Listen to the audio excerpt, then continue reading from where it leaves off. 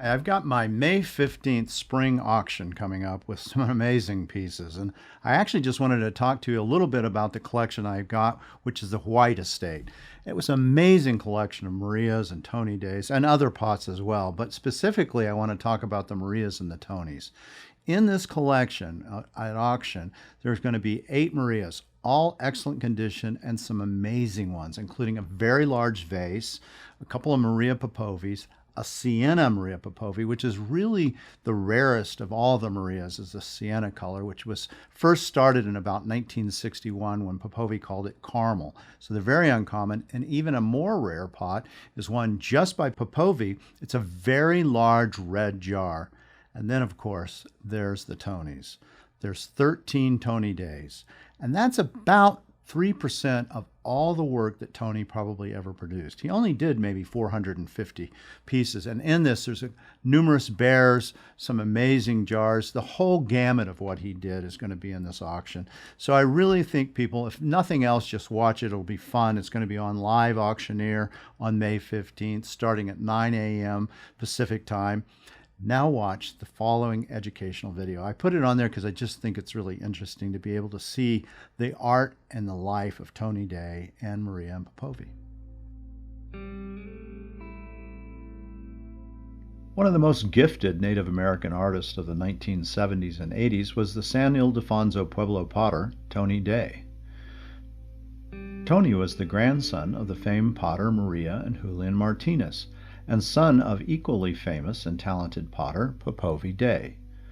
Maria and Popovi's pottery are some of the most recognized examples in the world. For 8 years during the Obama presidency, a large black-on-black Maria jar was visible in the Oval Office, a piece acquired by Lady Bird Johnson for the White House collection. At 24 years of age, Tony had finished his Navy commitment and was looking for a career. He decided to move into his grandmother's house, who recognized the young man's artistic gifts.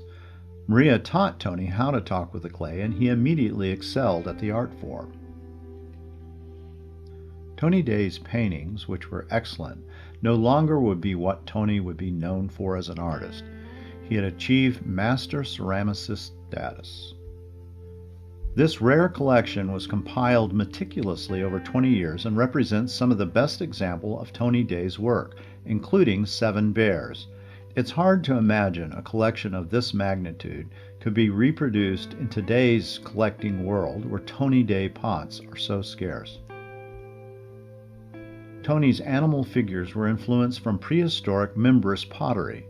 His heartline designs are depicted in turtles, owls, deers, buffalo, and his most sought-after work, his pottery bears. As Tony's career developed, he produced red bears, sienna black bears, and jars. The process of making a two-tone sienna vessel required refiring the same piece at a higher temperature, which could often lead to breakage in the outdoor firing. Tony's father, Popovi, was the first to develop the sienna look in 1961, which he originally called caramel, before settling on the name sienna to describe the unusual brown coloration. These highly collected sienna pots, especially ones that only use sienna as the color, are very rare. The two-tone pots often have inlaid turquoise cabochons and heishi, which was placed on the pot after firing. The outer slip covering has fine sgraffito carving of San Ildefonso iconography, which was executed before the pot was fired. These designs include bird motifs, directional arrows, and deer tracks. Tony's pots often have a high mirror sheen finish known as gunmetal.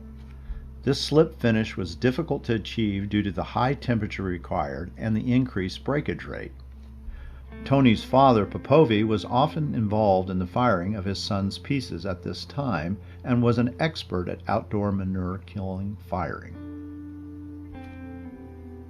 Tony's bears became more extravagant in the late 1970s and early 1980s, with multiple rows of heishi and contemporarily made arrowhead fetishes. The slip went from black, sienna and black, red, to a buff buckskin leather coloration with deep carving and elaborate designs, multicolored slips, and adornments.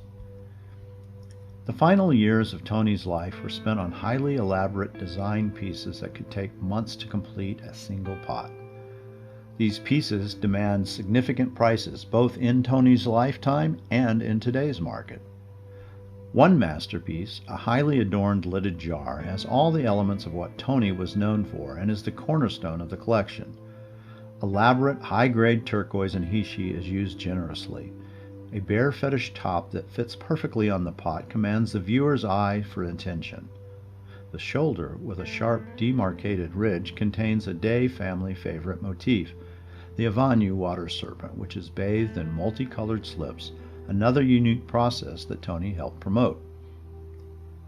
Tony Day pottery is rare and sought after, with the most elaborate and large pieces selling in the six-figure price range. It is unheard of a group of over 20 Tony Day pieces becoming available for sale at one time. This is such a collection.